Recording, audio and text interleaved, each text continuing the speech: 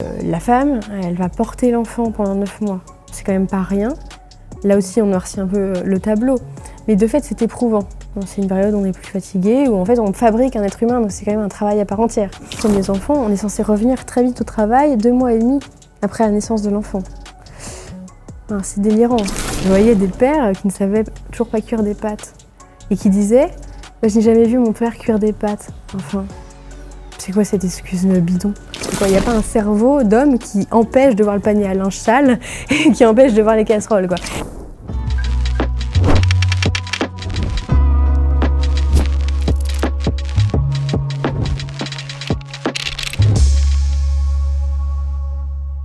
Bonjour à tous, bienvenue sur ce nouvel épisode de Pour une fois, où comme chaque épisode, je reçois un invité. C'est une invitée aujourd'hui, Azilis Lecor. Merci d'avoir accepté cette invitation. Vous êtes auteur et journaliste.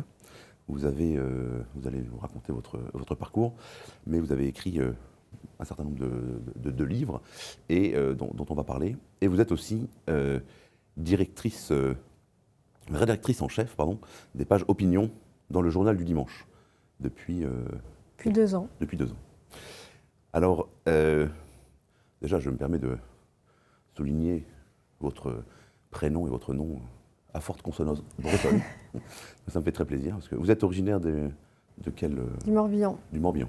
Ma famille est de Vannes. Moi, j'ai grandi à Pleurmel, un peu au-dessus. J'ai baptisé une petite fille qui s'appelle Azilis, pareil, il y a quelques semaines, la fille de très bons amis, et c'est un très beau prénom. Alors, est-ce que vous pouvez nous raconter un peu votre parcours et comment vous en êtes arrivé à l'écriture ? Alors, disons, donc, j'ai grandi en Bretagne. J'ai fait une classe préparatoire littéraire et puis ensuite, je suis partie étudier la philosophie et les lettres. Je suis arrivée en master à Paris. Un master de philosophie politique. Et là, s'est posé la question de ce que j'allais faire. J'avais déjà fait pendant ma 3e année d'études des stages auprès de professeurs, donc professeurs de français et de philosophie. J'avais plutôt apprécié, mais l'expérience était quand même mitigée. J'avais vécu des choses assez... que je ne connaissais pas parce qu'ayant grandi en Bretagne, c'était une terre très privilégiée. Là, j'ai fait des stages à Montpellier avec des problématiques que je ne connaissais pas. Au moment des attentats et au lendemain du Bataclan, voilà, il y a des élèves qui avaient refusé la minute de silence, qui ont émis des discours assez violents, qui ont quitté la salle de classe parce que, notamment une jeune femme qui disait que dans ce pays, elle ne pouvait pas porter son voile. Et donc il y avait eu des choses quand même extrêmement violentes. Et surtout, ce qui m'avait étonnée, je m'entendais très bien avec les élèves, mais c'était plutôt les réactions de la hiérarchie, disons, qui niaient ce qui se passait. Et donc, je m'étais dit, ça va être compliqué. Comment est-ce qu'on peut se positionner, en fait, en tant que prof, pour faire passer simplement l'amour de la littérature, de la philosophie. Et puis, je voyais beaucoup d'élèves, là, on était dans un lycée général, qui ne savaient pas lire. Donc, c'est extrêmement choquant. Et c'est une réalité qui n'était pas la mienne, que je ne connaissais pas, donc que je découvrais. Ça m'a un petit peu rebutée, je me suis beaucoup questionnée et puis il y a eu cette possibilité pour moi de faire un stage au Figaro, à l'époque Figaro Vox, donc les pages opinion du Figaro. J'ai postulé, j'ai été prise et puis je suis jamais partie du Figaro jusqu'à mon aventure avec le journal du dimanche. Donc j'ai fait plusieurs stages et puis dans plusieurs services et puis j'y suis restée et c'est là que j'ai commencé à écrire, disons... pas seulement donc, ce qu'on pouvait écrire à l'université, mais des articles que j'ai appris à lier ce que j'écrivais au présent, à l'actualité, à ce temps court. Et puis je pense que quand on est après journaliste, on a besoin, pour pouvoir se poser, prendre le temps de réfléchir, d'écrire des livres. Donc c'est pour ça que j'ai écrit ce livre, L'enfant et l'avenir de l'homme. Bien sûr, on en parlera, parce que ceux qui ne vous connaissent pas encore découvriront que vous êtes... Voilà, c'est un livre de combat, c'est un livre, disons, de société, c'est une réflexion sur la société avec des aspects très, très profonds, mais aussi très actuels, comme vous dites.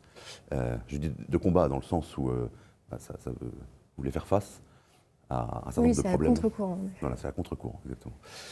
Est-ce que vous pensez que c'est plus possible pour un professeur de lettres d'enseigner le français aujourd'hui, dans le public ? Alors moi, de ce que j'ai pu voir, c'est qu'en effet c'est difficile, mais qu'il y a plein de moyens de l'enseigner, mais de façon peut-être détournée, pas directement. Quand on a des élèves qui en effet ne savent pas lire, c'est compliqué, puisque c'est quand même la base pour pouvoir étudier en effet les textes. Moi je me souviens de la prof de français que j'accompagnais, qui m'avait accueillie dans sa classe pour faire ses stages. Elle obligeait les élèves tous les jours à lire à voix haute. Donc ça, pour le coup, c'est un vrai combat. C'est quelque chose presque qui... On a l'impression que c'est Sisyphe, quoi, vraiment. C'est à répéter inlassablement et c'est dramatique parce qu'en effet, les enfants n'ont pas reçu les savoirs fondamentaux à l'âge où ils devaient les recevoir et ils se retrouvent dans des filières générales sans maîtriser ce qui nous permet en effet d'étudier et de faire commun aussi. Mais est-ce qu'après, par exemple, un exercice aussi bête que lire à voix haute en classe, certains vont se sentir discriminés, vont se sentir humiliés surtout que là, c'était des adolescents, donc ils aiment bien se moquer les uns des autres, alors qu'ils sont tous au même niveau, mais il n'empêche. C'était des classes sport, donc en plus, il y a un esprit de compétition. Mais c'était peut-être comme ça qu'on arrivait à les attraper, justement. C'était plus facile avec le français que la philosophie, par exemple, parce que c'est plus abstrait, plus conceptuel. Donc il fallait toujours en revenir à des choses très concrètes. Et la littérature, elle provoque des sentiments. Donc à un moment donné, même si certains mots manquent, il y a quand même une impression qui arrive jusqu'à eux, je crois, et la possibilité de rentrer comme ça dans le texte. Cette prof, elle faisait quelque chose de génial, c'est qu'elle leur faisait des ateliers de théâtre. Donc c'était pour ceux qui voulaient. Et elle donnait de son temps pour faire ça, bénévolement. et je crois que c'est ce qui permettait aux élèves de comprendre et d'incarner le texte, peut-être avant même le langage, en fait, simplement par les émotions. Donc c'est possible, mais je pense que c'est de plus en plus difficile. Ouais. Et comment faites-vous le lien entre la philosophie? Vous avez dit que vous avez fait un master de philosophie politique, donc c'est une philosophie qui veut penser la société, avec ses défis, ses difficultés.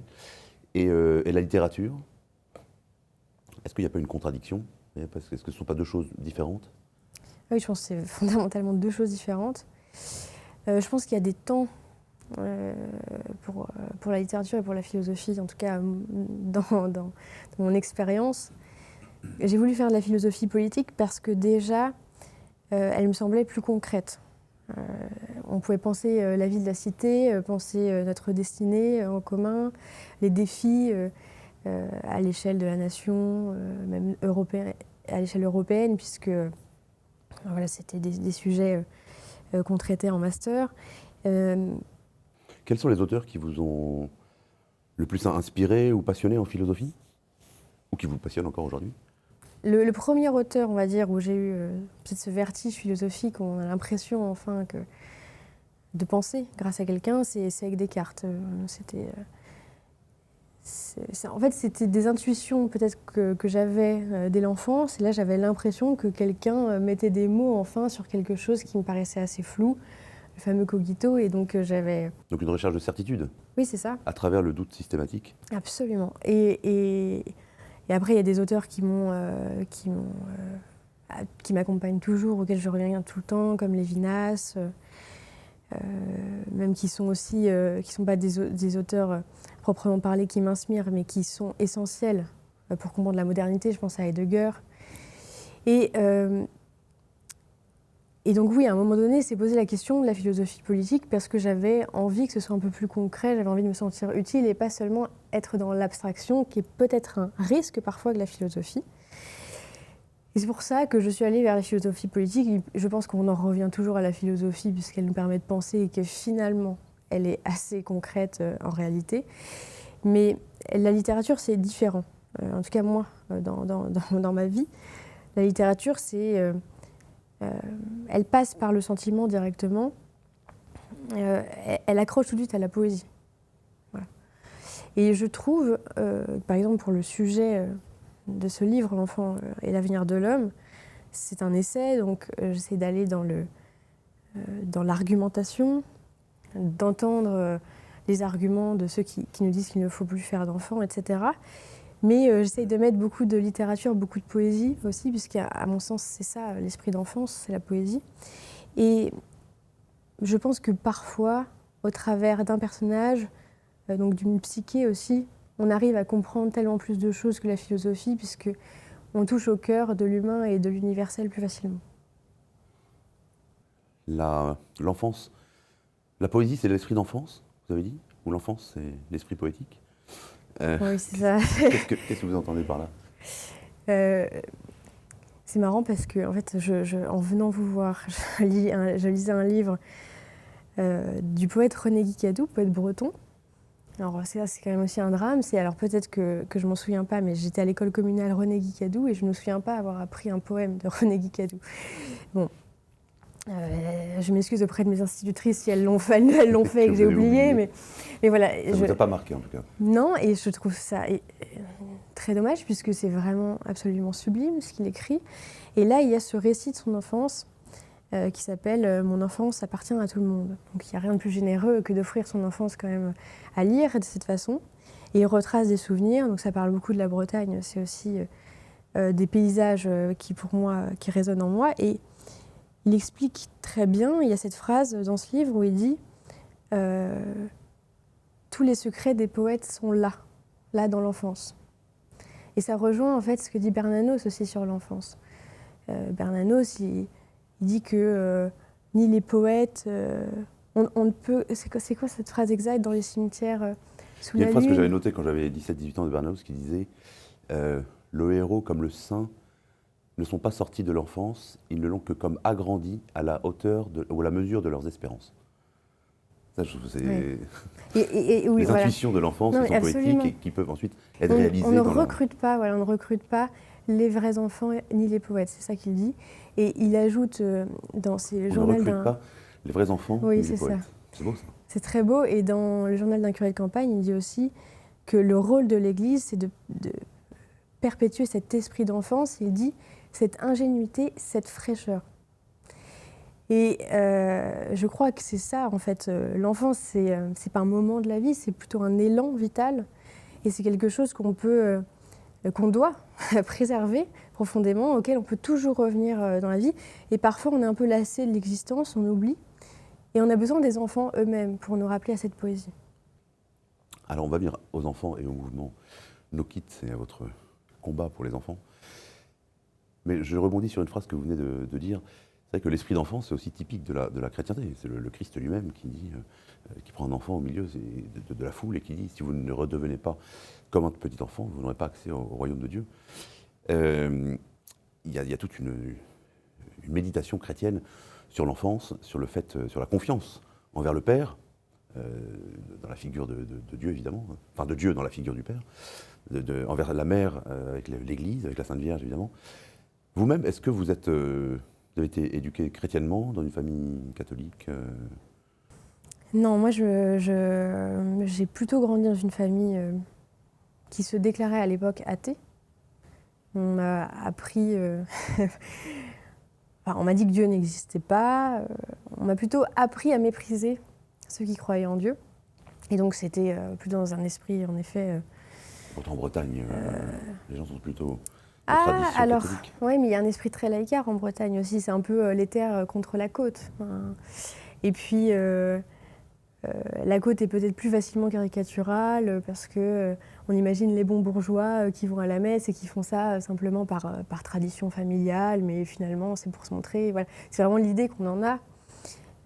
La foi, c'était quelque chose qui m'était totalement étranger. J'avais plutôt appris à me moquer des chrétiens. Du principe même de croire en un Dieu dont on ne peut pas prouver l'existence.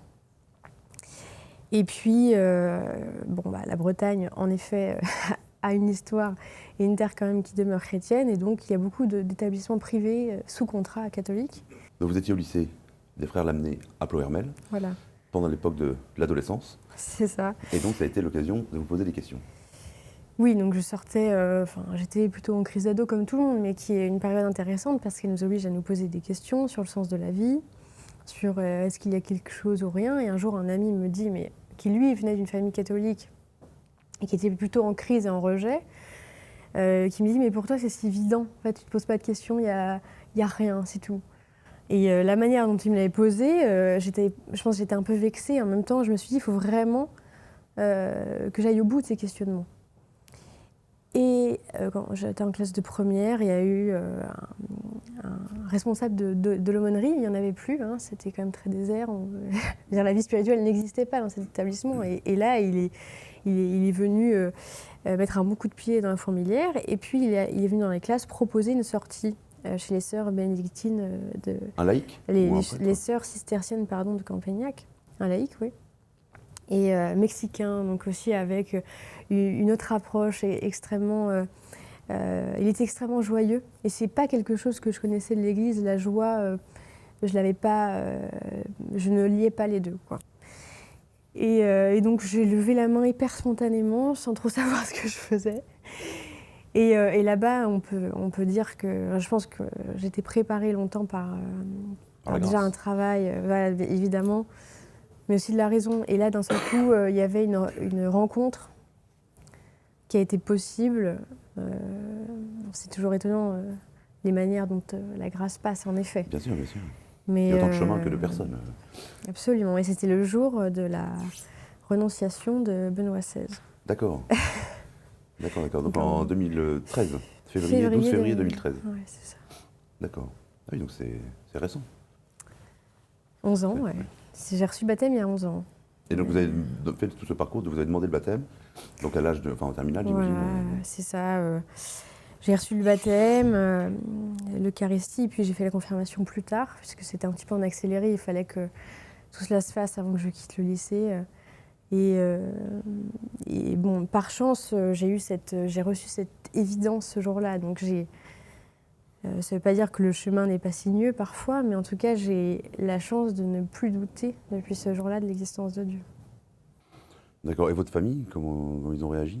C'est pas indiscret? Alors, cet aumônier laïque m'avait dit, tu vas voir, bon, c'est pas une science exacte, mais normalement, ceux qui réagissent de manière virulente vont faire un chemin. Je sais pas lequel, mais ils vont faire un chemin. Ceux qui s'en cognent, bon, bah, peut-être qu'ils n'évolueront pas trop, quoi. En effet, j'ai pu voir... 11 ans plus tard, vous avez constaté qu'il avait raison? Ouais, pour l'instant, il a raison. Alors bon, c'est pas nous qui détenons les secrets ni les miracles, donc on ne sait jamais ce qui peut se passer. Mais j'ai des proches qui retournent à la messe, et certains qui se posent des questions. Je pense qu'ils ne se seraient peut-être pas posées avant, mais ça montre aussi peut-être c'est peut-être conforme à l'esprit de l'époque, où je pense qu'il y a quand même une volonté de rechercher Dieu et de trouver du sens. Depuis peu? Oui. Vous savez, moi sur les réseaux sociaux par exemple, bon, je reçois beaucoup de messages positifs évidemment, mais bon, maintenant que je touche quand même un vaste public, c'est plusieurs millions de comptes touchés par mois par les réseaux. Donc j'ai des gens qui sont pas du tout, qui s'attendent pas du tout à voir débarquer sur leur profil Instagram un prêtre en soutane qui parle de la foi. Donc plusieurs fois, il y a des gens qui mettent des commentaires, mais qu'est-ce que j'ai fait à l'algorithme d'Instagram pour tomber là-dessus, comme si c'était vraiment un truc inattendu. Mais je me dis c'est génial, c'est la magie justement des réseaux, parce que ça permet de toucher des gens qui jamais ne seraient allés voir un prêtre. Et je raconte ça parce que il y a de temps en temps, ça arrive que les gens soient très virulents, m'envoient des messages d'insultes, etc. Et moi, je pars du principe, je réponds systématiquement, surtout à ceux qui envoient des messages négatifs. Parce que, déjà, j'ai constaté dans ma vie de prêtre, mais aussi sur les réseaux, qu'une fois, c'était 1 an et demi, il y avait un jeune pareil comme ça qui m'avait envoyé tout un message d'insulte en me disant que j'étais intolérant, que je sais pas quoi, que je devais avoir honte d'être catholique, que c'était, je sais pas quoi, c'est une manipulation, vous voyez, la foi, la religion, l'opium du peuple, etc. Et moi, je lui avais répondu en disant pas du tout, je suis pas du tout d'accord, ça ne marche pas comme ça. Et donc, j'avais répondu de façon systématique et avec bienveillance. Et donc, on avait engagé une discussion, mais lui était très fermé. Et puis, il avait coupé court à la discussion en disant c'est n'importe quoi. Et puis, un an plus tard, plus d'1 an plus tard, il m'a renvoyé un message. Et donc, je voyais dans la discussion que les messages d'1 an auparavant. Il me disait je vous envoie un message parce que j'aimerais vous dire que en fait, vous aviez raison. C'était n'importe quoi ce que je vous disais. En fait, maintenant, je crois en Dieu. Et donc, et des histoires comme ça, il y en a vraiment beaucoup. Et en fait, très souvent, comme vous le disiez, les gens ont une vision, soit beaucoup d'ignorance envers l'Église, soit une vision très simplifiée, simplificatrice, caricaturale, et complètement faussée. Donc en fait, le fait d'argumenter fait que les gens de bonne volonté, et même ceux qui ne sont pas de bonne volonté, peuvent du coup être touchés et se dire Ouais. où en suis-je moi-même, à titre personnel.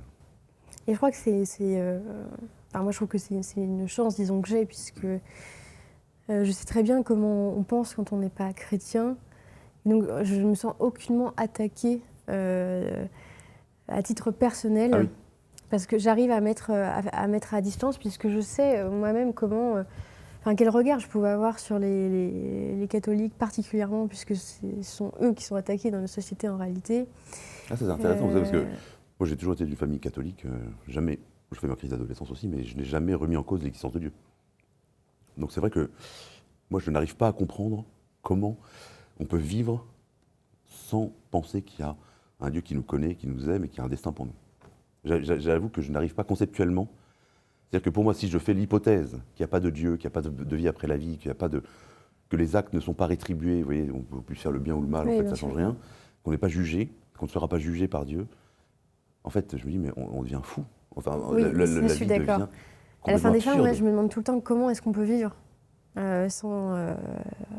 sans croire en Dieu, en effet. Mais j'arrive très bien à comprendre le regard plutôt de la société, disons, d'un point de vue social, comment est-ce qu'on est vu quand on est pratiquant.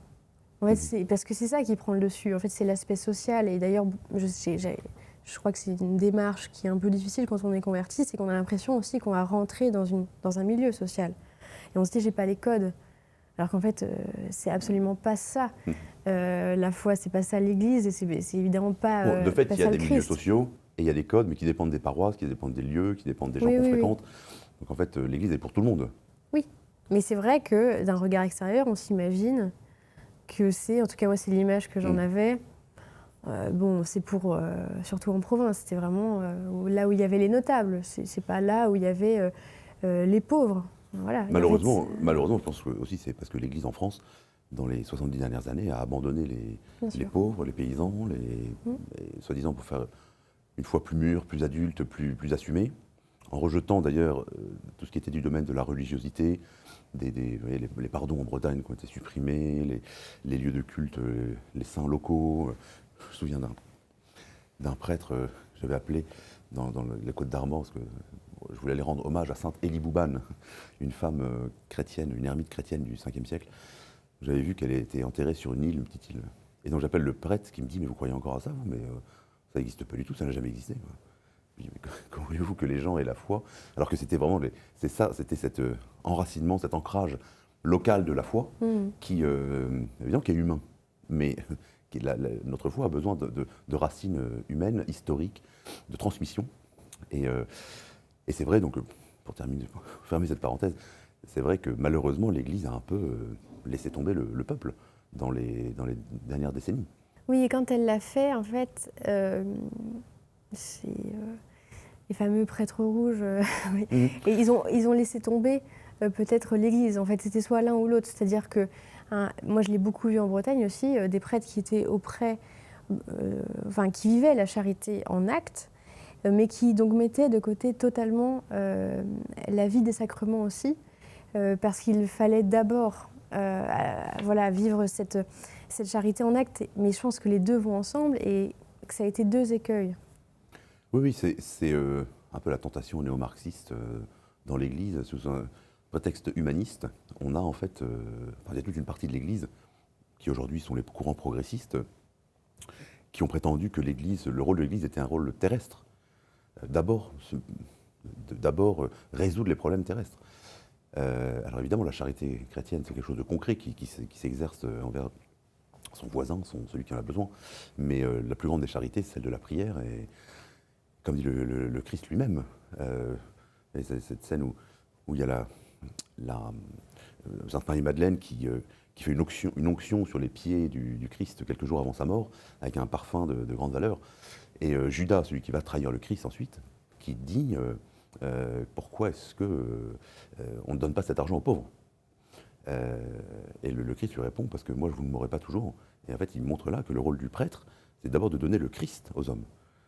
Évidemment, il faut aider celui qui est dans le besoin, ça va ensemble, mais comme une preuve de son amour. Aimer quelqu'un, c'est d'abord vouloir lui donner la vérité, lui donner le bien, et pour l'éternité. Donc quand on est chrétien, voilà, il y a cet aspect surnaturel qui doit être le but à ne pas oublier. Et ce qui est un vrai défi pour l'Église aujourd'hui, puisqu'on voit bien que le principe même de la loi naturelle étant attaqué, le rôle des fidèles, des prêtres, c'est d'abord de réaffirmer en fait la loi naturelle, puisque l'Église va la société va jusqu'à la nier, et donc on n'arrive plus à parler de surnaturel. Donc je pense que c'est en effet le grand défi aujourd'hui. Alors justement, ça me fait une bonne transition. Parlons de votre sujet de prédilection, donc la place des enfants et de la famille, plus généralement sans doute, dans la société et son importance pour une société viable. Donc vous avez écrit en septembre 2024 votre premier essai, donc L'enfant et l'avenir de l'homme, aux éditions Albin Michel. Et vous avez eu l'occasion de le présenter dans différents médias. Vous trouvez que ce livre a reçu un accueil convenable ? Oui, je trouve que j'ai eu beaucoup de chance parce que j'ai une promotion assez large dans différents types de médias. Et il y a eu un véritable débat sur le fond et pas juste un rejet parce que ma parole serait un peu à contre-courant. Donc non, je suis plutôt très contente de l'accueil qui a été fait à ce livre. Quelle est votre thèse principale ? Alors, moi j'essaie de répondre. D'abord, je prends en compte les arguments de ceux aujourd'hui qui nous disent qu'il ne faut plus faire d'enfants. Le mouvement No Kids. C'est ça. Alors en fait, il y a plusieurs chapelles en réalité. La grande famille sont les child free, sans enfants par choix. Et au sein de cette grande famille, il y a les No Kids. Donc eux qui nous disent qu'il ne faut pas faire d'enfants parce qu'il faut sauver la planète, les enfants nous pollueraient.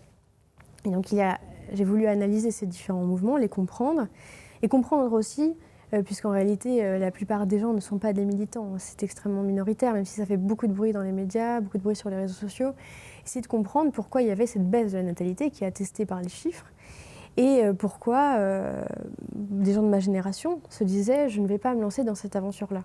Donc j'étais à leur rencontre, c'était une enquête journalistique au départ, et puis je voulais, donc ça c'est plutôt dans une seconde partie du livre, donner ma réponse, moi, en tant que mère, faire simplement un plaidoyer de ce que je vivais en tant que mère, pour répondre aussi à un tableau qui était extrêmement noirci au sujet de la maternité. Alors, ce mouvement Child Free, ou No Kids, est-ce que c'est un mouvement purement américain, ou est-ce qu'il existe véritablement comme mouvement en France ? Parce que de fait, il y a une baisse de la natalité, ça, d'accord, mais est-ce que c'est vraiment en lien avec une idéologie ? Alors moi, ce que j'ai constaté, c'est qu'en fait, il y a une corrélation entre le moment où baisse la natalité, donc on va dire autour des années 2010, de manière continue, où émergent ces discours. Donc on ne peut pas imputer en effet à ces discours la baisse de la natalité, mais ce qui est intéressant, c'est pourquoi, alors qu'on ne fait plus d'enfants, on nous dit qu'il ne faut plus en faire. Et donc Mais est-ce que ce n'est pas une justification a posteriori ? Non, je pense qu'il y a une... En fait, c'est assez intéressant, en effet, par exemple, le mouvement No Kids en lui-même. C'est en effet un mouvement qui est né aux États-Unis, sous forme de label, le label GINK, pour Green Inclination No Kids, donc inclination verte, pas d'enfant. J'ai interrogé la femme qui a créé ce label et qui m'a dit de manière très transparente, j'étais militante féministe, je ne voulais pas d'enfants, j'étais aussi écolo. Et je me suis dit comment, de façon marketing, faire avancer l'idée qu'une femme pouvait s'émanciper de la maternité, c'est en parlant d'écologie. Très américaine, c'est-à-dire qu'elle n'a pas elle s'en fiche de l'assumer, quoi. C'est très purement marketing. Et ils avaient un slogan. Le slogan, c'était « Ne mets pas un enfant au monde, c'est une poubelle, le monde ». Quelques années après, il faudrait vérifier la date exacte, mais autour de 2017-2018, il y a eu une étude qui est sortie en Europe qui disait que faire un enfant en moins était l'acte le plus écolo qui soit, plus que d'arrêter de prendre l'avion ou de manger de la viande. On aurait économisé 58 tonnes de CO2 en faisant un enfant de moins. Les calculs ont été totalement démontés, notamment par Emmanuel Pont, qui a fait un gros travail là-dessus, qui est ingénieur. Mais ce qui est très intéressant, c'est que ce mouvement est venu s'installer en France, à l'aune de cette étude, et le slogan, disons, s'est transformé. Il est plutôt devenu « Ne mets pas un enfant au monde, c'est un pollueur ». Et c'est très intéressant parce que l'enfant en lui-même portait quelque chose de négatif. Ah oui, c'est plus C'est plus, ça sert à rien de faire des enfants parce que le monde ne peut plus les recevoir. Et ça devient l'enfant qui est lui-même Oui, et un ça, acteur de la c'est quelque destruction. chose qui, dans le discours, est totalement nouveau. C'est une véritable... Jean Birnbaum, journaliste, a aussi travaillé sur ce sujet. Lui, il parle de puérophobie. Je pense que c'est en effet une nouvelle discrimination de la société. C'est intéressant, je pense, de s'attarder sur la sémantique, parce qu'on est passé en effet de GINK, Green Inclination, à seulement No Kids. On a oublié l'inclination verte à un moment donné. Et donc on voit que c'est l'enfant qu'on veut supprimer de la société. Et d'ailleurs, je trouve qu'on est déjà arrivé à un stade où l'enfant n'existe plus socialement. C'est-à-dire qu'on ne le voit plus dans l'espace public. On ne voit plus les personnes vulnérables en réalité. On ne voit pas les personnes âgées, les personnes handicapées. Mais on ne voit pas non plus les enfants. C'est-à-dire que cette société est pensée essentiellement pour les personnes actives, les personnes qui participent au marché économique et qui, donc on comprend, qui n'ont une existence que par le marché. Et c'est pour ça que, en fait, au travers de ce livre et des réactions, si vous voulez, qui dépassent les mouvements militants, quand j'ai été interroger les gens, en fait, la plupart, quand on enlevait les arguments vertueux, qui étaient des arguments écolos, en se disant bon, je participe à une grande œuvre, c'est pas mal. À la fin des fins, c'était aussi parce que l'enfant venait perturber le confort du consommateur. Alors, j'aimerais qu'on revienne sur cette question justement de l'individualisme qui est un peu à la base de tout ça, mais en vous écoutant, moi je suis d'une génération antérieure. Moi, quand j'étais plus jeune, il n'y avait pas du tout d'écologisme, ça n'existait pas. Enfin, si on nous parlait du trou dans la couche d'ozone, on n'en parle plus, je ne sais pas pourquoi. Si c'est résorbé. Ça s'est résorbé, tant mieux. Mais c'était vraiment, il fallait arrêter d'utiliser des solvants, des sprays, etc. Parce que le trou de la couche d'ozone, on allait tous mourir. Mais il y avait surtout l'idée qu'il ne fallait pas faire d'enfants parce qu'il y avait le problème de la surpopulation. Et qu'en fait, si on continuait à ce rythme-là, on serait 15 milliards, plus 30 milliards, oui. Puis avec une courbe exponentielle. Aujourd'hui, cet argument malthusianiste a quasiment disparu, puisqu'on se rend compte que même il y a beaucoup de pays qui sont en baisse démographique, et que cette courbe n'est pas nécessairement... les calculs étaient faux, quoi. Oui, alors ça c'est assez passionnant, parce que quand on regarde l'évolution du malthusianisme, en effet, l'idée du pasteur Thomas Malthus, c'est de dire qu'il y aurait une surpopulation par rapport aux ressources disponibles. Donc, il s'avère que ces calculs l'histoire a montré que cela était faux. Mais il y a eu ces héritiers, et ça je trouve que c'est plus intéressant encore, les héritiers, les néo-malthusiens, donc, qui ont repris la thèse écolo de Malthus, mais qui en revanche, Malthus il disait qu'est-ce qu'il fallait faire pour faire moins d'enfants, c'est donc se marier plus tard pour empêcher les naissances.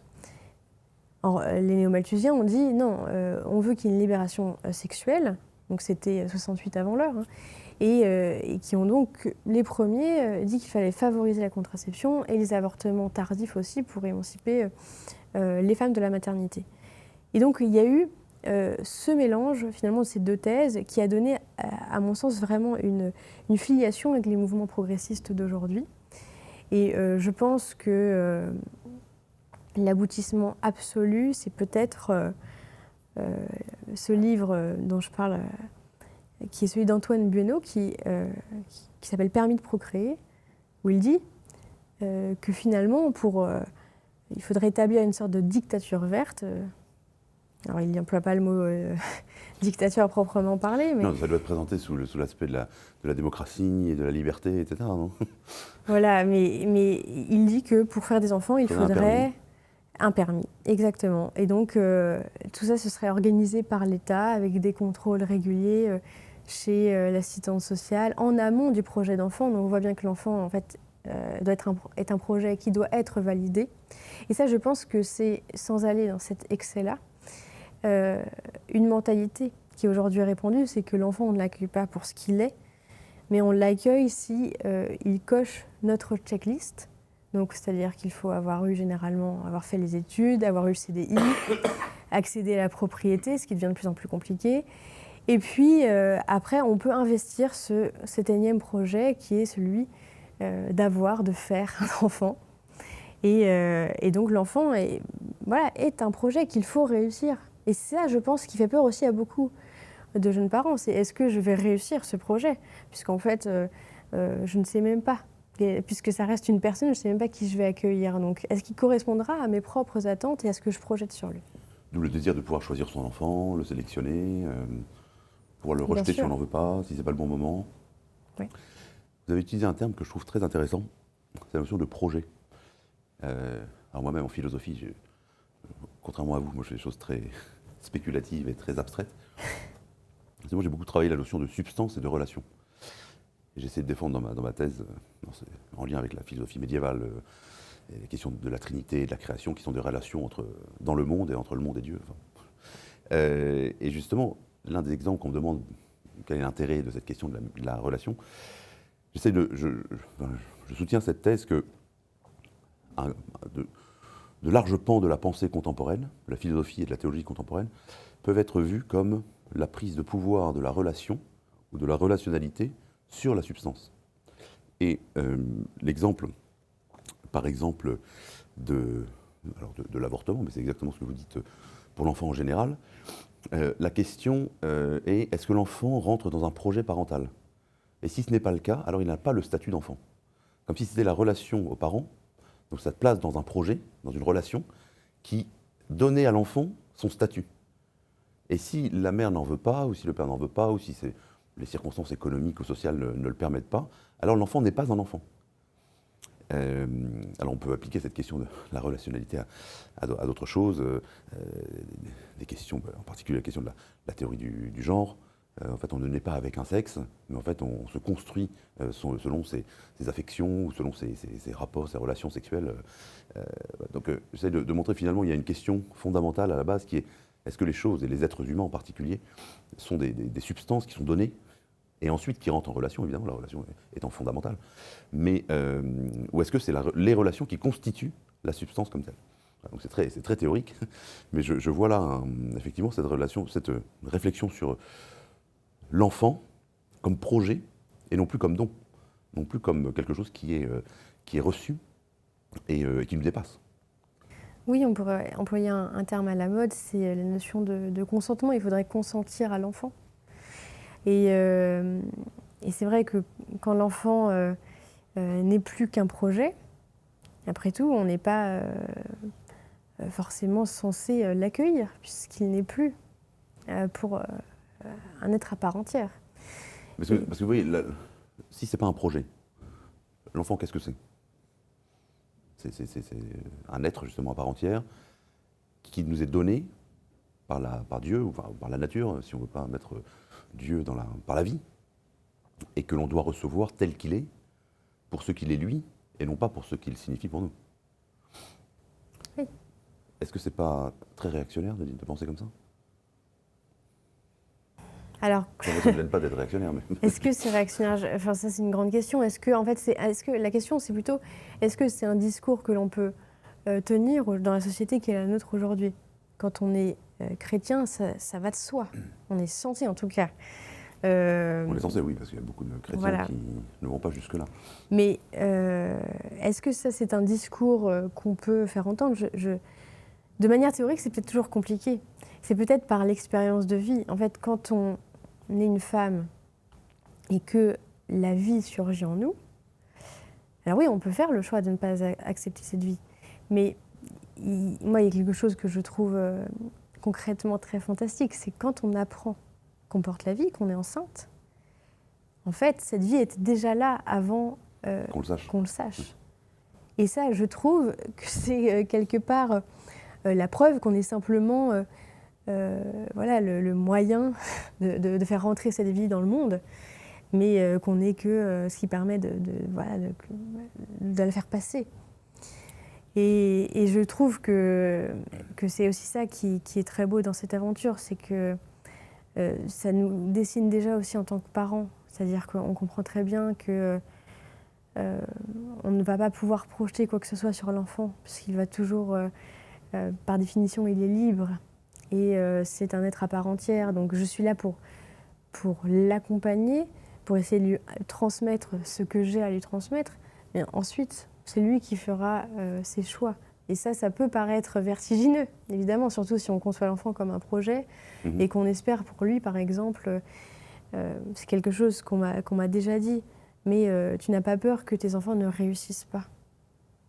Ça veut dire réussir. Alors là, Et ça, je pense qu'évidemment, en tant que chrétien, nous, on souhaite que nos enfants réussissent leur mort. Alors ça, là, c'est pareil, qui va comprendre ce que je dis aujourd'hui, mais C'est une bonne mort, comme on dit.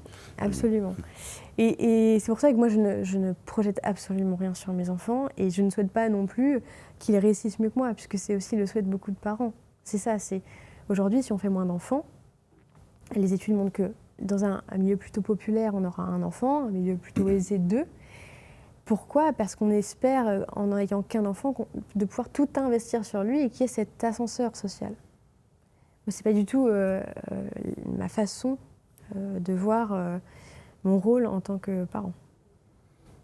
Donc si je comprends bien votre propos, vous défendez le fait que l'enfant donc n'est pas uniquement, en tout cas pas principalement, le projet de quelqu'un d'autre, mais il est d'abord une vie par lui-même qui va se développer, qui va grandir, qui va exprimer sa liberté. Est-ce que pour vous, justement, il y a un caractère sacré à l'enfance qui aurait été perdu aujourd'hui ? Peut-être dans la transmission de la vie, tout simplement. De la vie, philosophiquement, c'est un mystère, la vie. C'est-à-dire que la vie ne fait que se transmettre d'un vivant à un autre. Et c'est très difficile, paradoxalement, de définir la vie. Oui, alors c'est vrai que tout à l'heure on parlait des auteurs comme Bernanos. Je pense que le sacré de l'enfance, il est dans cet élan vital, dans cet esprit d'enfance d'abord. Et c'est pour ça que c'est toujours aussi une véritable violence, et peut-être la plus grande injustice qui soit quand il y a des enfants qui sont maltraités. Oui. Parce que c'est insupportable que cette ingénuité dont parle Bernanos soit bafouée. Mais d'ailleurs, dans beaucoup de personnes proches que je connais, qui ont vécu des traumatismes dans leur enfance, ils parviennent parfois mieux à préserver cet esprit d'enfance comme si c'était une résistance face au traumatisme. Et je trouve ça très beau de l'observer. Et ce caractère sacré, moi je le constate à travers de mes propres enfants. C'est-à-dire que il y a déjà cette ambivalence humaine, c'est-à-dire cette propension à faire le mal, parce qu'on a tendance à oublier que nos enfants peuvent faire le mal aussi, et qu'ils le feront, à le subir évidemment. Mais ça passe par des choses extrêmement banales, mais simplement le regard neuf qu'ils posent sur le monde. Je veux dire, ça c'est quelque chose que j'éprouve quotidiennement, autant au travers de l'apprentissage du langage, des associations parfois ubuesques qu'ils peuvent faire, mais aussi simplement, là mon fils aîné, tous les jours il s'émerveille devant les bourgeons, les fleurs, toutes ces couleurs du printemps. Et ça je trouve que c'est merveilleux parce que... Parce que les adultes sont un peu un regard blasé sur les choses. Oui, on n'a pas le temps, on court, et l'enfant est celui voilà, qui lui prend le temps, qui s'arrête, qui va regarder. Et surtout, j'avais noté que les petits-enfants, en fait, ils regardent des choses qui sont à leur hauteur, à leur portée. Ouais, c'est vrai. Ils vont regarder un petit escargot, je me souviens d'un de mes neveux comme ça. Il s'était arrêté comme ça, il avait vu un petit escargot sur un ajonc. Une chose devant laquelle moi-même je serais passé complètement indifférent. Et pour lui, c'était vraiment à sa portée, juste son regard. Donc effectivement, ça donne un nouveau regard sur les choses. Oui, c'est vraiment la poésie et la beauté du monde qui passe au travers des regards d'un enfant. Et on parlait tout à l'heure de la littérature chrétienne autour de la naissance. C'est ce que dit aussi Hannah Arendt quand elle comprend vraiment ce qu'est finalement le miracle du christianisme. C'est quand elle entend cette phrase « un enfant nous est né ». Parce qu'on parle de la naissance de Dieu, mais en fait elle dit c'est la possibilité d'une révolution au travers de cet enfant qui pose un regard neuf sur les choses, mais qui ne fait pas table rase du passé et qui au contraire nous permet de transmettre ce que nous avons nous-mêmes reçu de nos ancêtres et de possiblement rendre le monde meilleur grâce à ces êtres neufs. Parlons justement de transmission. On a un peu évoqué le sujet tout à l'heure, en disant que parfois les parents ne savent pas ce que va donner leur enfant. Mais moi j'ai beaucoup constaté chez des jeunes pères de famille, des jeunes hommes qui viennent d'avoir un enfant, que c'est souvent l'occasion d'un espèce de déclic, en disant qui suis-je et qu'est-ce que j'ai à transmettre. Et c'est souvent l'occasion d'un retour vers la foi et de questionnements tout à fait fondamentaux. Est-ce que vous pensez que l'un des défauts de nos générations, des jeunes d'aujourd'hui en particulier, c'est cette incapacité à transmettre? Peut-être parce qu'eux-mêmes n'ont pas reçu grand-chose. Alors je pense que si beaucoup ne veulent pas se lancer dans cette grande aventure, c'est parce qu'ils ne savent pas ce qu'ils vont pouvoir transmettre à leur enfant, en effet, puisqu'eux-mêmes peut-être n'ont pas reçu. Et que, on le voit bien aussi dans l'évolution de l'éducation. Aujourd'hui, on prône l'éducation positive. Il y a eu peut-être aussi un moment, après une éducation trop violente, un mouvement de balancier où on a considéré que ce n'était pas notre rôle de transmettre, mais qu'on devait simplement accompagner ou être à la même hauteur que l'enfant. Or, je pense que c'est bien qu'on soit revenu à une certaine forme d'éducation où il n'y avait que l'autorité, pour être aussi que le foyer soit lieu de la sécurité, de la bienveillance, du bien-être, etc. Mais je crois que ce qui est essentiel, c'est avant tout de permettre à nos enfants de savoir qui ils sont. Et pour ça, en effet, il faut que nous sachions qui nous sommes vraiment et qui on veut être. Qui on veut être pour nous-mêmes et pour eux et pour le monde. Et c'est de plus en plus compliqué dans une société, je pense, où il y a une rupture de la transmission à toutes les échelles. À commencer, évidemment, peut-être, puisqu'on en parlait au début de cette conversation, à l'école. Et donc, si on ne sait même pas, finalement, dans quel pays on habite, pourquoi est-ce qu'on est français, donc comment est-ce qu'on peut habiter cette terre, comment est-ce qu'on peut être un habitant du monde? Pour le coup, c'est Heidegger, c'est la différence entre... c'est ce qu'il écrit dans son livre « Bâtir, habiter, penser ». Il y a le logement qui est le toit qui m'abrite et puis il y a l'habitat. Donc c'est le lieu où se déploie profondément cet enracinement. Et cet enracinement, il passe par l'identité, il passe aussi par la beauté des paysages qu'on a extrêmement abîmés, par les spécificités des territoires. Or aujourd'hui, est-ce qu'il y a une différence entre une grande ville dans l'ouest de la France et dans l'est, en tout cas en périphérie? Et c'est une chose, par exemple, qui m'a toujours beaucoup frappé récemment, ce sont ces gares qui sont rénovées partout. C'est très bien de faire des gares nouvelles et fonctionnelles, mais elles n'ont plus aucune identité. C'est-à-dire que c'est toujours le même principe de grands espaces faits du verre et de l'acier. Il n'y a plus l'identité des gares, comme il y avait la gare de Rouen, la gare d'Orléans, la gare d'Angers, qui avait été le fruit d'une construction peut-être marquée par une époque. Mais aujourd'hui, la gare de Rouen ou de Rennes, j'étais à Rennes récemment, pourrait être à un autre endroit, personne ne s'en rendrait compte. Ouais. Et c'est vrai des paysages, c'est vrai. Je suis très, très blessé par les champs d'éoliennes, surtout en mer, qui détruisent les paysages. Mais c'est vrai qu'aujourd'hui, quand on va en France, partout, peut-être la seule chose qu'il y a en commun dans les paysages, ce sont ces champs d'éoliennes. Mais on pourrait dire la même chose de beaucoup d'autres réalités. Finalement, on écoute tous la même musique, on regarde les mêmes émissions, on mange la même nourriture. On a perdu, alors sauf quelques exceptions, heureusement, en Bretagne, on a encore des galettes bretonnes. mais malheureusement, je pense que c'est effectivement toute cette identité, ce patrimoine, oui, que parce qu'il a été détruit, en fait, du coup, ne peut plus être transmis, n'a plus à être transmis. Et une chose toute bête, je ne sais pas ce que vous avez eu comme expérience avec votre mère, votre grand-mère, ou votre père, ou votre grand-père, mais moi je me souviens très bien de ma grand-mère qui nous emmenait faire ceci, faire cela, à travers les chemins, qui nous faisait découvrir des choses que les autres ne connaissaient pas. Il y avait vraiment cette transmission qui se faisait dans les choses les plus simples. Ils apprenaient à faire ceci, faire cela, faire la cuisine. Voilà, ces choses. Effectivement, cette question de la transmission est fortement liée à l'identité. Oui, qui est un héritage vivant. C'est Francis Creton qui dit ça. Et un héritage vivant parce qu'il vit en moi.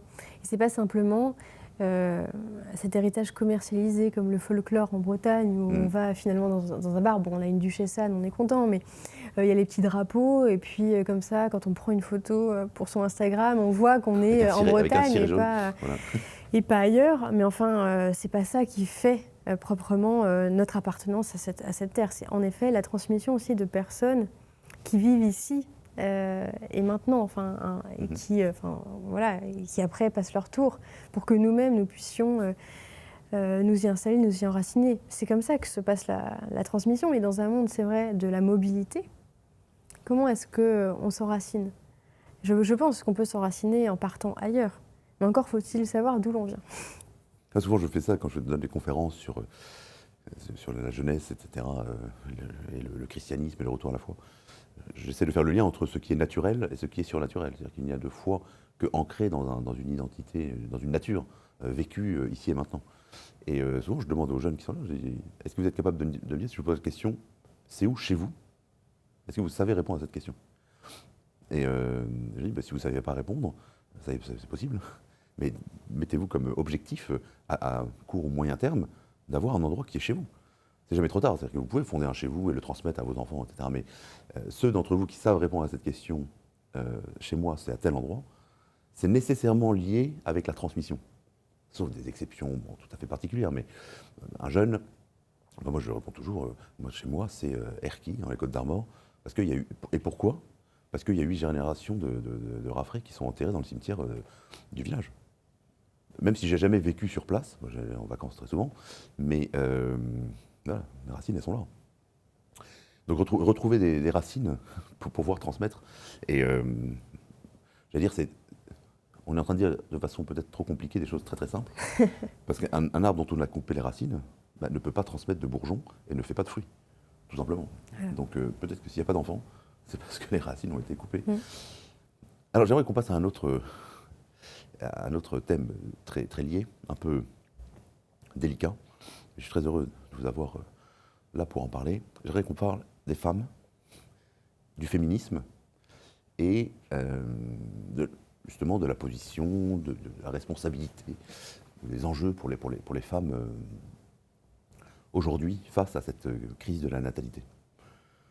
Peut-être, qu'est-ce que vous donneriez comme conseil à une femme qui vous poserait la question? C'est-à-dire au sujet de l'équilibre pour une femme aujourd'hui. Au sujet de l'importance d'avoir des enfants. Ou qu'est-ce que vous diriez à une femme tout à fait bienveillante qui vous dirait, moi je ne compte pas avoir d'enfants avant 35 ans, j'aurai un enfant quand j'aurai terminé ma carrière, quand j'aurai terminé ceci, cela. Je pense qu'on est dans une société où, moi c'est ça aussi, l'idée de ce livre, c'est de vouloir répondre à ceux qui considèrent qu'il y a une injonction à procréer. Je ne la vois pas. Peut-être qu'elle a déjà existé, mais en tout cas aujourd'hui elle n'existe plus. Il y a une injonction nouvelle, en revanche, qui touche particulièrement les femmes, qui est l'injonction à faire carrière. Donc après avoir fait de longues études, on doit faire carrière. Et donc si jamais on a l'idée de faire des enfants, il ne faut pas que ce soit trop jeune. Et puis il faut ensuite que ce soit quand même au bon moment où on est déjà installé dans sa carrière. Et c'est pourquoi la plupart des femmes le repoussent. Et en fait, on peut repousser très loin comme ça, parce que quand est-ce qu'on détermine que c'est le bon moment? C'est quand même assez compliqué. Et moi, je l'ai vécu aussi. Je suis tombée enceinte, j'avais 23 ans, j'ai eu mon premier enfant à 24 ans. D'ailleurs, vous avez combien d'enfants maintenant? Alors, bientôt 3. Voilà. Félicitations. Merci. Et c'est vrai que c'est quelque chose qui ne m'a pas été reproché par mes employeurs, mais qui a plutôt étonné mes collègues au bureau. C'est-à-dire, mais ça commençait à très bien se passer pour toi, qu'est-ce que tu fais? Puis, est-ce que tu es sûre d'avoir toutes les conditions matérielles réunies, puisque tu n'as pas de CDI voilà, donc tu es un emploi précaire, etc. Tu vas accueillir ton enfant dans un studio. Évidemment, en fait, a posteriori, je me dis, bon, c'est fou la fougue qu'on avait en la vie, parce que plus on vieillit, je pense, plus on se pose des questions et plus peut-être qu'on se sent bourgeoise et donc on voit aussi toutes les difficultés matérielles. On fatigue aussi, peut-être. Peut-être, oui, bon, ça va, j'ai pas encore 30 ans, mais quand même, en effet, il y a une forme de fougue aussi dans la jeunesse qu'on n'a pas plus tard. Oui, mais je pense qu'avoir des enfants à 20 ans et à 30 ans, il y a déjà une différence. Sans parler à 40 ans. Certainement. Mais donc pour répondre à la question que vous posiez, moi ce que je dirais simplement à ces femmes, c'est si tu veux être mère, n'attends jamais. Enfin, je veux dire, c'est pas ça qui doit être repoussé. C'est qu'en fait, moi je pense au contraire qu'en plus, d'ailleurs, le monde de l'entreprise change aussi. Mais c'est quelque chose qui sera évidemment indépassable. On va pas pouvoir mesurer, à la fin de sa vie, on va pas regarder les promotions qu'on a eues. Je pense, je crois pas. Ou alors vraiment, je me suis trompée jusque-là, mais je pense vraiment qu'on va plutôt regarder ce qu'on a réussi à accomplir d'un point de vue absolument, d'un point de vue personnel. enfin voilà, quelle vie j'ai eue avec d'abord ma famille, mon époux, mes enfants. Et donc, je trouve Oui, mais on a que l'impression que ça, c'est un critère qui est oublié par beaucoup. Mais oui, parce que, en fait, c'est ce qu'on disait tout à l'heure. Aujourd'hui, pour exister socialement, il faut d'abord avoir une existence économique. De fait, aujourd'hui, c'est un luxe, par exemple, d'être mère au foyer pour celles qui le souhaitent. Je dis pourquoi c'est un luxe, parce que le niveau de vie a augmenté, mais les salaires n'ont pas augmenté. Donc on est presque obligé de vivre avec de salaires, sinon c'est vraiment un sacrifice qui est parfois impossible, il faut le dire. Et ensuite, socialement, c'est très compliqué parce qu'il y a un regard qui est extrêmement négatif sur les femmes qui font ce choix-là, puisqu'elles seraient forcées, elles ne seraient pas émancipées, puisqu'elles dépendent de leur époux, de leur conjoint, et que ensuite, le fait de s'occuper de son foyer ne pourrait pas être un lieu d'épanouissement. Et ça, je pense que c'est à la société tout entière de transformer son regard. Et pour le coup, c'est bien un combat que les féministes ont oublié, puisqu'elles ont mené finalement l'autre, qui est celui de considérer qu'il faut d'abord être émancipé d'un point de vue financier, pour ne jamais dépendre de quelqu'un, à savoir un homme blanc, hétérosexuel, cisgenre. Voilà. Sachant que le fait d'avoir un travail fait qu'on dépend d'un autre, on dépend d'un employeur aussi. Absolument. Donc en fait, on est toujours dans une relation de dépendance. Et l'homme lui-même est dans une relation de dépendance par rapport à son employeur ou par rapport à ses clients. Bon. Ça me fait plus penser à une anecdote. Parce que là, on dit des choses très théoriques, mais moi-même, je suis d'une famille de 9 enfants. Je suis le 3e de 9. Et alors, je me souviens qu'il y avait une dame qui travaillait à la banque, juste à côté de chez nous à l'époque. Il fallait aller à la banque chercher de l'argent régulièrement. D'ailleurs, c'est assez marrant parce que c'était le Crédit Commercial de France, donc c'était une petite banque locale, qui ensuite a été rachetée par HSBC.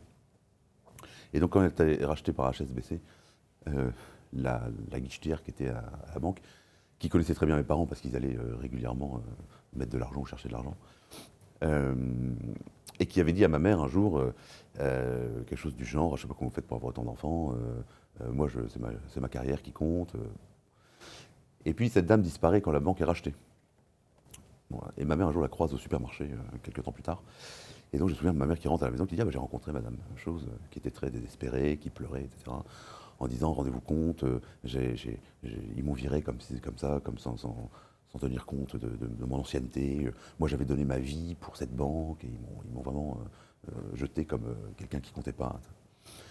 Et, pardon, et ma mère qui lui répond mais quelle idée de donner sa vie pour une banque. En fait, c'est complètement absurde si on y pense. Donc cette pauvre dame, j'espère qu'elle a trouvé ensuite de quoi rebondir et s'épanouir d'une autre façon. Mais c'est sûr que très souvent, si si une femme renonce à la maternité, à l'éducation, à la transmission, pour conquérir des choses, ça va être celle qui en souffrira la première par la suite. Oui, je pense, et c'est certainement un tiraillement qu'on doit tout éprouver aujourd'hui au moment où on part, par exemple, en congé maternité. Je vais partir longtemps. Pour un 3e, on a plus de temps, je vais le prolonger et j'en suis très heureuse. Mais puisque ça approche, je sens bien que j'ai envie de faire encore plus de choses parce qu'en même temps, j'adore mon métier, mais j'ai une véritable chance aussi.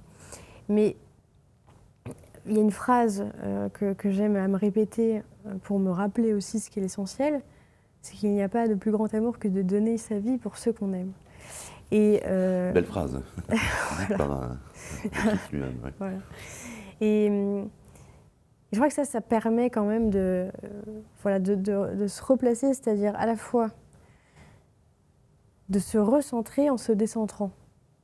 Parce qu'on comprend que c'est non pas en se sacrifiant, mais en se donnant simplement pour les autres, avec un amour vrai, total et gratuit, qu'on peut réellement être heureux et qu'on peut aussi se trouver soi. C'est pour ça que je dis se retrouver en se décentrant, parce que finalement, dans le monde du travail, dans cette machine, les choses vont très vite et c'est ça qu'on aime, c'est finalement le divertissement.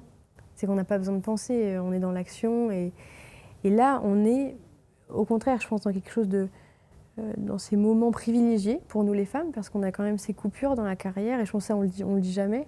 Mais nous, on a de la chance, parce qu'on peut partir en congé maternité à un moment donné, c'est pris en charge et après on va retrouver notre poste. Enfin, c'est quand même hyper précieux. Les hommes, ils sont dans cette ligne continue. Alors maintenant, c'est possible de faire des congés paternité?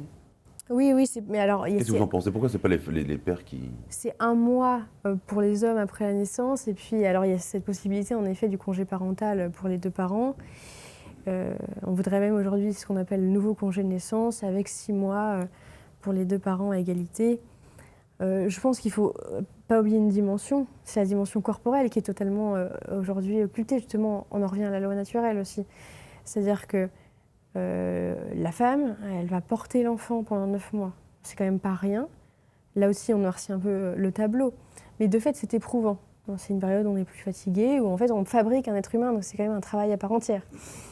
Et ensuite, on va accoucher. Et pour les 2 premiers enfants, on est censé revenir très vite au travail, 2 mois et demi après la naissance de l'enfant. C'est délirant, c'est vraiment du délire, quoi. Quand on y pense, la femme est absolument pas prête physiologiquement à retourner travailler, elle n'est pas cicatrisée, etc. Si elle allait, alors là, n'en parlons pas. Et pour le coup, ça, ce sont des acquis du féminisme qui ont voulu absolument saper le rapport corporel à la féminité. Enfin, je veux dire, il y a évidemment un lien entre les deux. C'est Simone de Beauvoir qui explique que le malheur de la femme, c'est d'être vouée à répéter la vie biologiquement. C'est à sa suite le féminisme existentialiste d'une Elisabeth Badinter, qui aujourd'hui encore, c'est quelqu'un que je respecte beaucoup, qui aime le débat, etc. Mais elle dit aujourd'hui encore que la femme ne devrait pas allaiter. Elle a une obsession avec l'allaitement, par exemple, parce que ce serait réduire à la part animale et puis demeurer dans ce rapport de servitude à l'enfant. Et donc ça l'empêcherait aussi de retourner ensuite travailler et d'être finalement un homme comme les autres. Puisque je crois que c'est ce que je reproche profondément aux féministes, c'est d'avoir voulu faire des femmes des hommes comme les autres et d'oublier ce qui fait aussi sa féminité, à savoir son corps, le fait qu'elle soit soumise à des cycles, qu'elle puisse porter la vie. Bon, c'est quand même assez incroyable quand on y pense. Et là, nous ne sommes pas 2, nous sommes 3. Enfin, ça, on le dit jamais. Enfin, je trouve que c'est fascinant de se dire ça. Et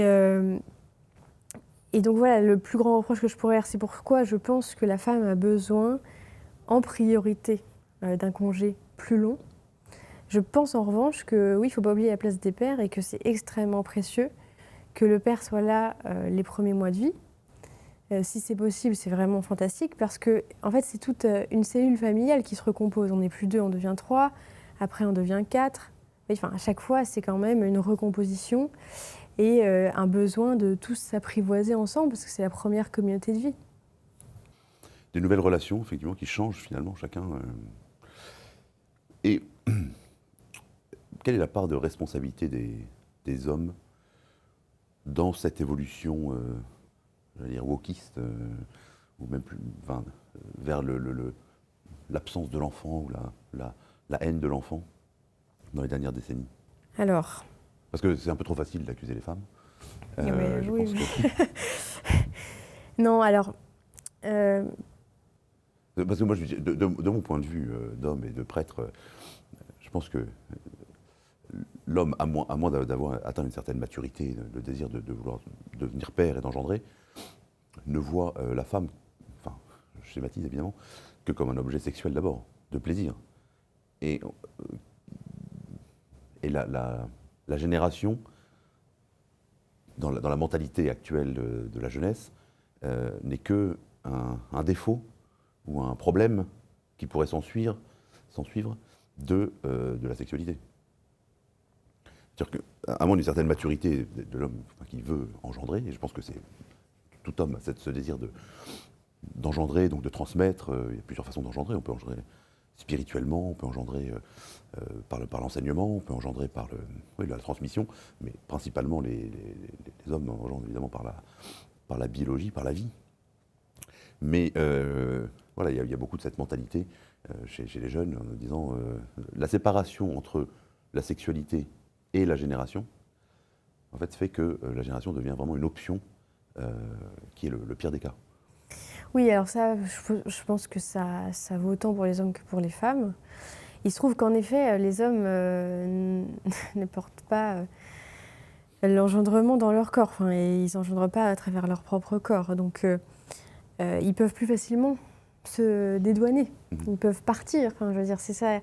Et d'ailleurs, c'est assez impressionnant puisque dans les témoignages que j'ai eus dans la première étape de mon travail d'enquête, beaucoup de jeunes femmes me disaient qui étaient en couple, installées depuis des années, mais elles avaient encore peut-être davantage peur que les hommes de s'engager parce qu'elles avaient peur que l'homme puisse partir et les abandonne le jour où il faisait un enfant. Donc ça montre aussi peut-être une responsabilité qui a été celle des hommes, c'est-à-dire de ne pas s'investir dans cette question du foyer. C'est pas du tout pour les dédouaner, mais c'est aussi un grand paradoxe, si ce n'est une contradiction de notre époque, c'est-à-dire qu'on demande aux hommes d'être plus présents, de s'investir davantage, et en même temps, on favorise par exemple la PMA pour les femmes seules ou en couple. Donc on efface le père. Vous voyez, c'est une incohérence absolue de la société aujourd'hui. Donc je pense que ça, c'est une crainte qui persiste.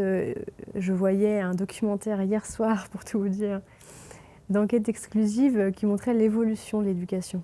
Je voyais des pères qui ne savaient toujours pas cuire des pâtes et qui disaient « Je n'ai jamais vu mon père cuire des pâtes. » Enfin, c'est quoi cette excuse bidon ? Moi, j'ai jamais vu mon père cuire des pâtes, c'est vrai. Bon, je pense qu'il sait le faire pour le coup, mais c'est nul, quoi.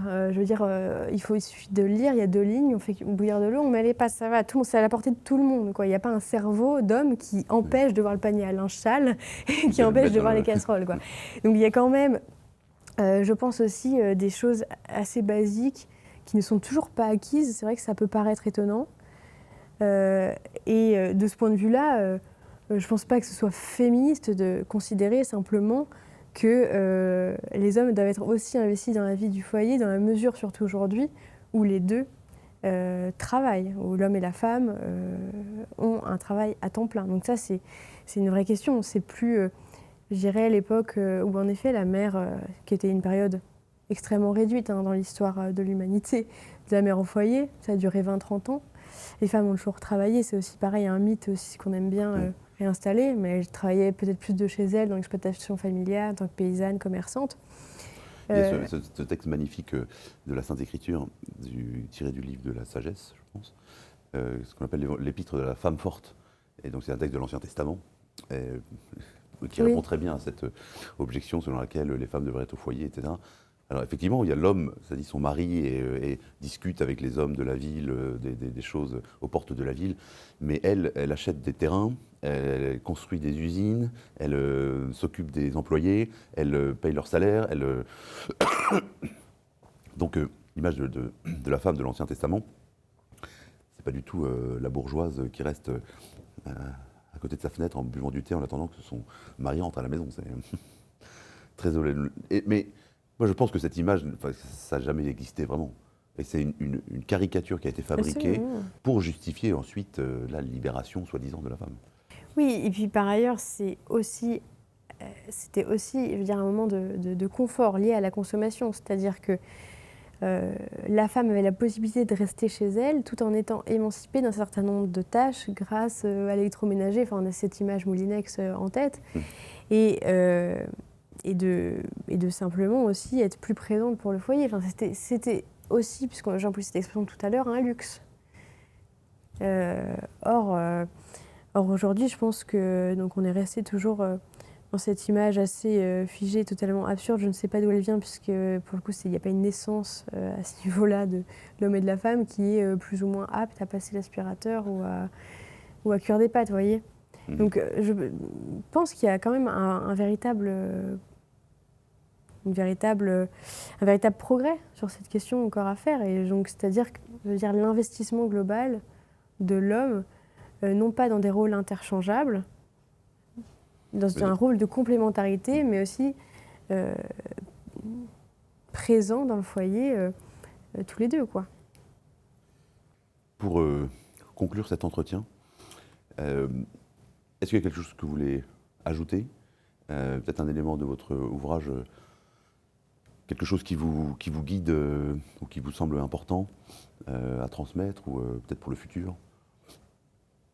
Une note d'espérance ou au contraire de désespoir ?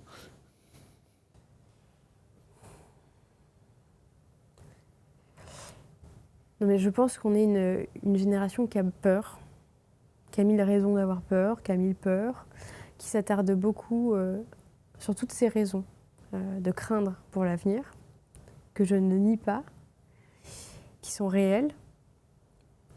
Mais je pense qu'il ne faut pas avoir peur de cette aventure-là. C'est-à-dire que même quand on a peur de devenir parent, et c'est vraiment quelque chose que j'aime à répéter, puisque c'est assez vertigineux. C'est vrai que si on fait un tableau de pour ou de contre, bon, bah, y a plus de mauvaises raisons, hein, on ne va pas faire d'enfants à la fin des fins, je crois. Et donc c'est un élan, voilà, ça reste un élan vital, comme l'esprit d'enfance. Et j'écris « N'ayez pas peur d'avoir peur ». Parce que même ce moment, justement, quand on est une femme et qu'on apprend qu'on porte la vie, que la vie est déjà là, c'est quand même un petit peu flippant, quoi. En fait, on se sent dépossédé. Et c'est justement cette possibilité de dire oui à la vie qui nous donne de devenir non seulement des adultes, mais d'être responsables. Et je crois qu'on a simplement peur de ce saut dans le monde adulte. Et je crois que c'est plutôt sain d'avoir peur, parce qu'on a tout d'un coup la plus grande des responsabilités. Mais c'est aussi la plus belle des aventures.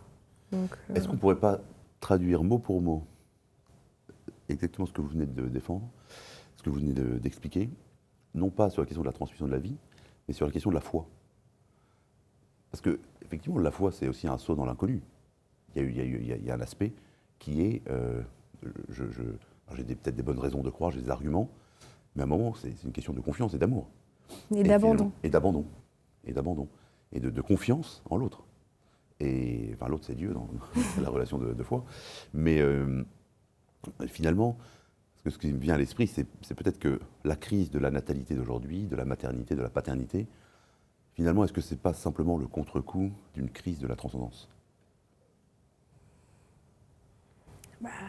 Oui, en partie, je le crois. Parce que si on considère qu'on est maître de tout, que c'est à nous de tout régir, et qu'on n'est pas seulement des passeurs, que la vie, c'est à nous de décider si elle peut advenir ou pas, oui, évidemment que ça participe à cette crise-là.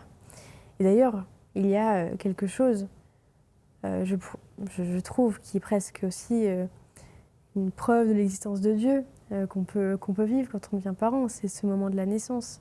Finalement, on revit aussi la naissance du Christ. Enfin, c'est quand même incroyable, cette religion où Dieu s'est fait homme, dire dans le dénuement le plus total. Et c'est aussi ce qu'on vit quand d'un seul coup on devient parent, qu'il y a ce petit être qui nous regarde. Enfin, je veux dire, c'est incroyable ce moment où nos regards se croisent et ses yeux nous transpercent. On fait la rencontre avec cette personne nouvelle. Il n'y avait rien. Et d'un seul coup, il y a quelqu'un. Quelqu'un qui arrive, qui a été désiré, voulu, qui arrive déjà avec son caractère, on le ressent dès les premiers instants de vie, et qui a une destinée que moi-même, je ne peux pas contrôler, je ne peux pas infléchir. C'est lui qui fera librement ses choix. Donc tout ça, c'est pour moi l'expérience la plus concrète aussi de la transcendance. Très bien. Écoutez, j'espère que ces paroles, je sais pas, peut-être susciteront des vocations de mère et le désir chez beaucoup de jeunes femmes de faire confiance et de se jeter dans l'aventure. Dans l'aventure de la maternité, comme beaucoup l'ont fait avant nous. Dire que il y avait quelque chose de commun à l'humanité, c'est exactement ça. La transmission de la vie, le fait de transmettre la vie, d'avoir des enfants. Alors, merci beaucoup pour cet entretien, pour ce témoignage. J'invite ceux qui nous écoutent à lire votre livre, donc L'enfant et l'avenir de l'homme. Alors, c'est un petit clin d'œil à la phrase célèbre de Aragon, c'est ça? La femme et l'avenir de l'homme. Voilà, qui était un peu un slogan féministe. Oui, on peut l'entendre comme ça, mais c'est vrai que je pense que là, ce qui est très beau dans l'enfant, c'est que c'est la complémentarité homme-femme. C'est le fruit de cette relation entre l'homme et la femme. Et donc, c'est seulement lui qui peut continuer l'aventure de l'humanité, puisque le grand argument écolo aujourd'hui qui consiste à dire qu'il ne faut plus faire d'enfants parce qu'on va tous mourir dans d'être souffrance, finalement, une écologie véritablement humaine, elle croit en cette possibilité de protéger l'humanité aussi. Sinon, si on ne se reproduit plus, pour le coup, l'humanité n'adviendra plus. Très bien. Eh bien, merci encore et bon courage dans vos différents Merci métiers, beaucoup. entre mère de famille, écrivaine, journaliste. Et merci pour ce témoignage. Merci à tous d'avoir suivi cet épisode de Pour une fois. Nous nous retrouvons dans 15 jours pour un nouvel épisode. Et d'ici là, que Dieu vous bénisse.